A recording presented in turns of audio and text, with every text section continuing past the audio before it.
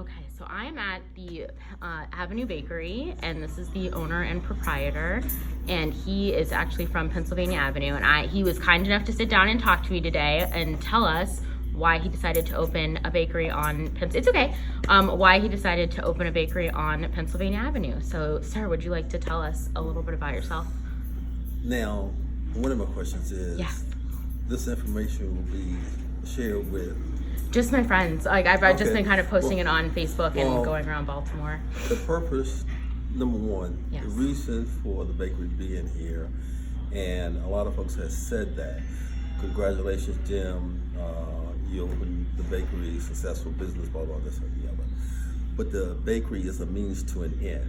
Okay. Okay, my focus is the rebuilding of the rural theater, which was part of the Chitlin circuit. And young people like yourself, sometimes you don't know what a chitlin is, but at the same token, I do, but for our friends that don't, can you tell us what a chitlin is? chitlin is nothing but we as a people have eaten every part of the pig, Yep. and chitlins is the pig intestines. Sure. Okay. And the Chitlin circuit is or was a series of venues that you as an African American have to be successful at or have to do well at in order to be successful in the entertainment business.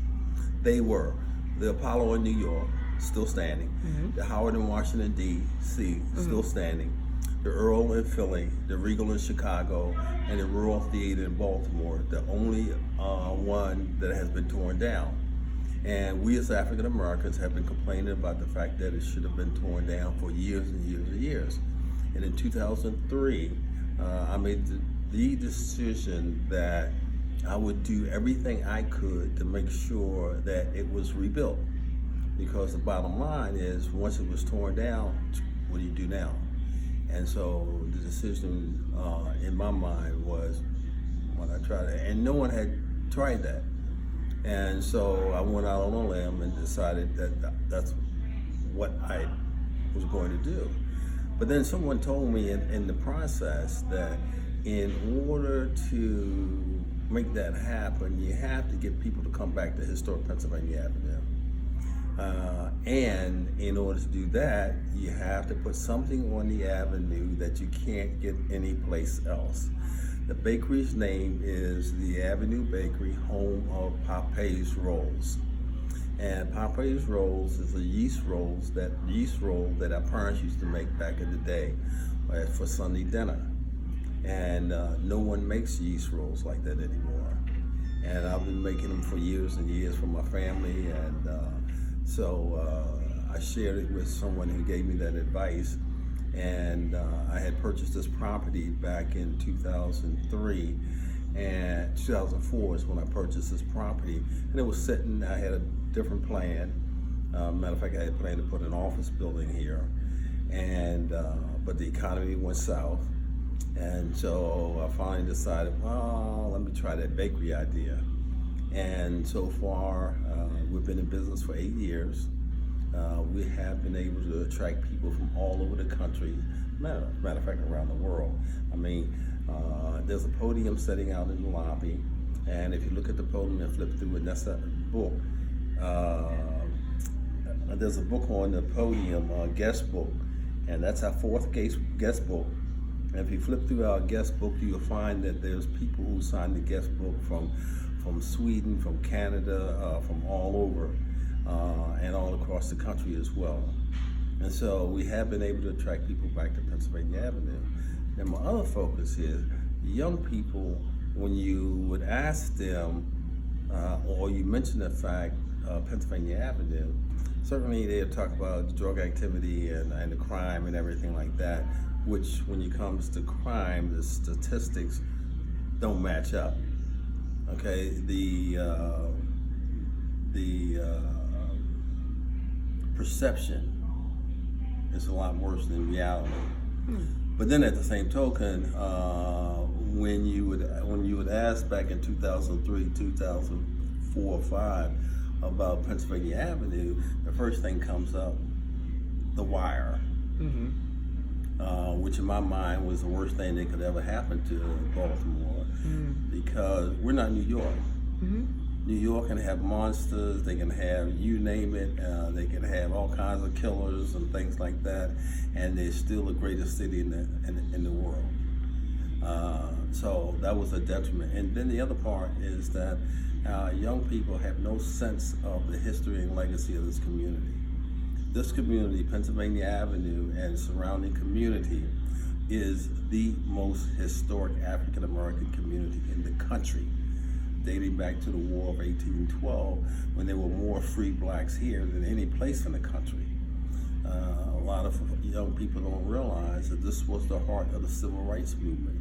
When they think of the Civil Rights Movement, certainly they think of Rosa Parks and they think of Martin Luther King, and you think of Atlanta. But this was the heart of the Civil Rights Movement. Everything from the lunch counter boycotts to Thurgood Marshall's. This is, and I can prove that to you, but definitely the heart of the Civil. And at the same token, this was the entertainment center for Baltimore. Whether you was black, white, green, Catholic, Muslim, it didn't matter. You came to historic Pennsylvania Avenue for the entertainment. Up and down Pennsylvania Avenue, you had nothing but jazz clubs, theaters, restaurants, shops, all of that. And this was and this was our community during segregation. And so when you ask me the question, why here, why not here? That's the question. And then again, I wanted to prove a point. And that point is that we can bring our business back to our community and be successful. We need to bring fresh products to our community as well. And so that was part of the focus. So part of it was, yes, attracting people back to historic Pennsylvania Avenue.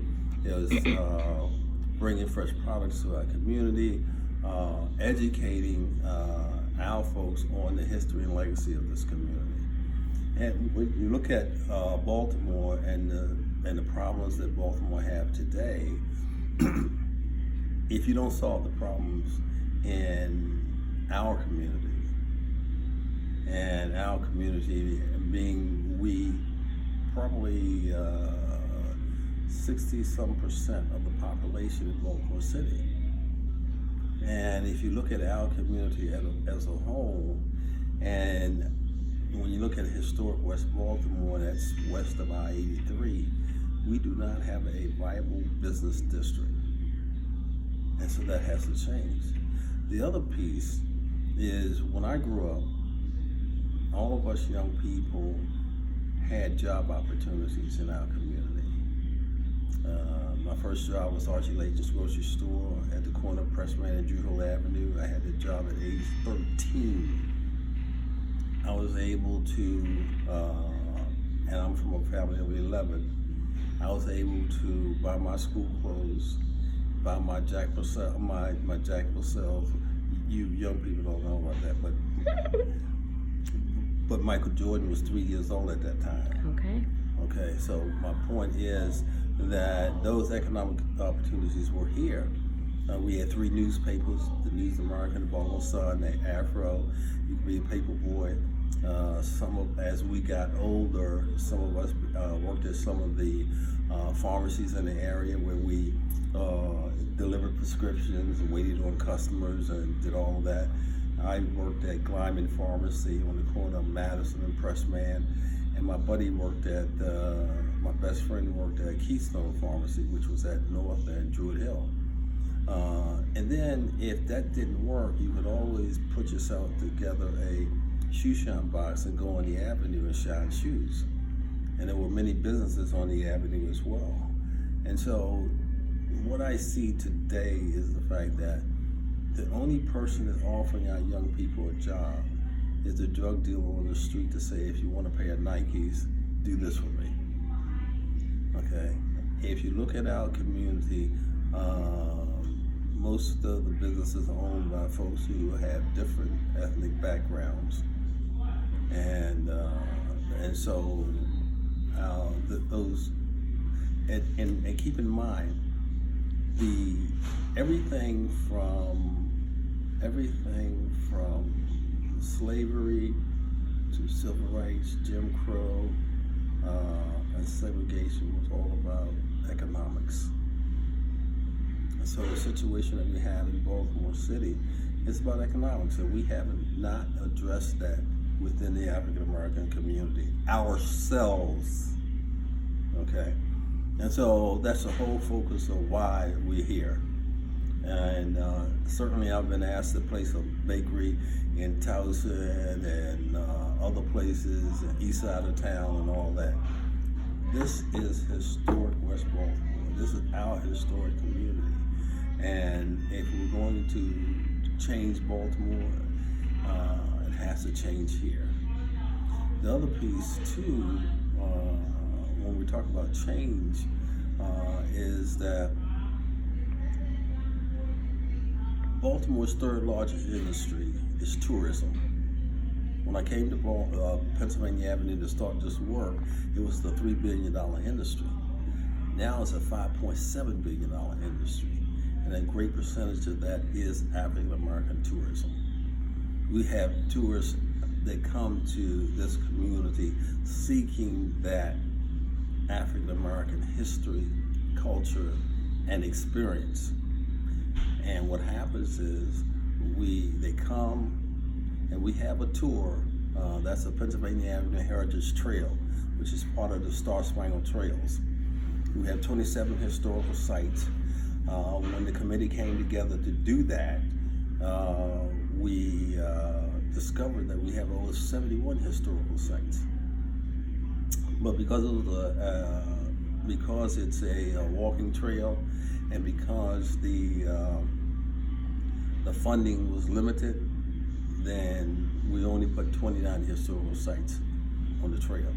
But the bottom line is, we got people all over the country and out of the country coming here.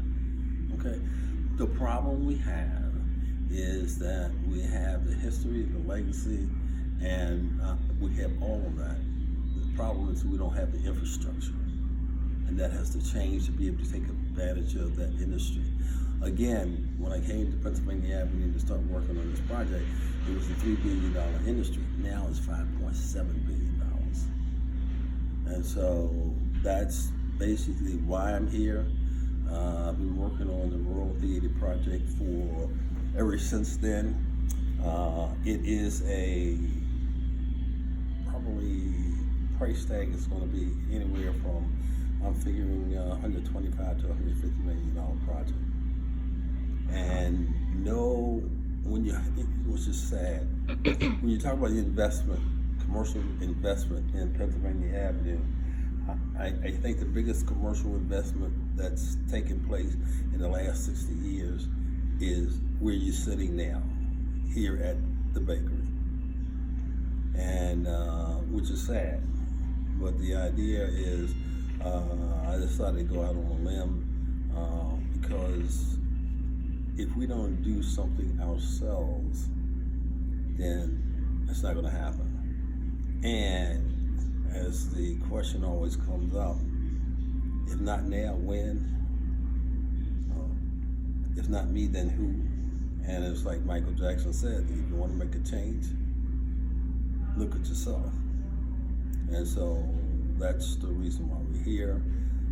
Again, the project is a huge undertaking. I've gotten political support in the past. It seemed like we're moving. There was a stale, there was a period of time that things didn't look well, but things are looking up. People are coming to the table to help support it, and we're moving forward. That's great. What can people do if they want to help support that project? I think there's a lot of people that share your passion. So what can people do? Number one, I think we have to, and this is where my head at. Everybody, I don't care who you are, you can be the little 5-year-old kid, can help make this change. Okay, I mean, what are you talking about change? Well, if we teach our children the history and legacy of their community, and the fact that there was a time when I lived here and we were poor.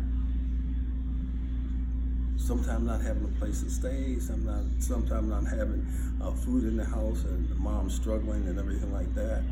But you know, one of the things about the community at that time, we kept it clean. And that's what I'm talking about, our kids. Educating them to the point where they're taking pride in their community. They realize how important it is to keep it clean. So that when they had that little paper wrapper or the candy wrapper or whatever the situation might be, they hold it in their pocket, or they put it in the trash can on the corner, or wait until they get home to get rid of it. It's little things like that that I say that everybody can play a part. Now, as far as our young people, our educated young people, bringing your technology to the table to be able to assist.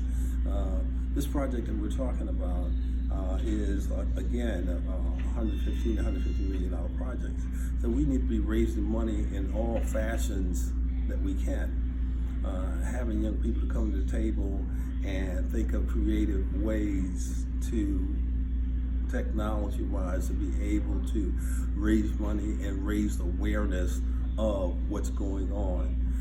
Contributing your time to the young people in the community and convincing us to bring our business back to our community. We have to change what our young people see. What I saw as a young person, and I think I was fortunate, even though part of my growing up was doing segregation.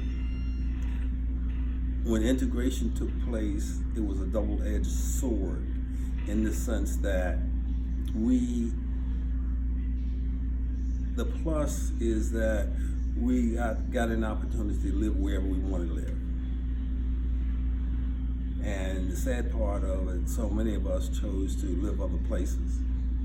Back then, when we were all together on segregation, whether you was poor or, being a poor kid and looking out the window at people, and believe me, when I say poor, looking out the window, I'm looking out the window because I'm at home as a kid, 10, 11 years old, during the summer, not playing outside, but cleaning the house, taking care of the younger kids, and having dinner on the table when my mother and stepfather got home from work.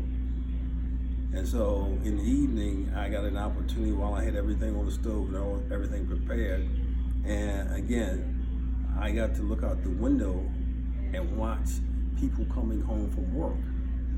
I would see diggers, Bethlehem Steel folks. I would see doctors and lawyers and teachers, principals, and all that. And quite naturally, some came home in filthy clothes and dirty, and some came home in suits and ties and with big cars and things like that. And quite naturally, as a kid, I always wanted to be one of the people that came home in the big car and a suit and a tie. And the sad part today is those images, our young people in our urban communities, especially in Baltimore, don't get that opportunity. And so we have to figure out in every shape or fashion we can how to expose them to African American professionals outside of what they see on TV. Okay? And so when you ask, what can we all do? Whatever we're good at, bring it. Okay? Whatever we learn in our travels, bring it. And whatever our passions are, bring it. And so, and tap into the community and the system to be able to make things happen. So that's fun. Wow, okay. Thank you so much. Can I look through your guest book? I would love to look through your guest book. You said you have 4 Oh, that we are have all 4. filled? Wow. Yeah. Okay, well, thank you so much. I'm going to stop.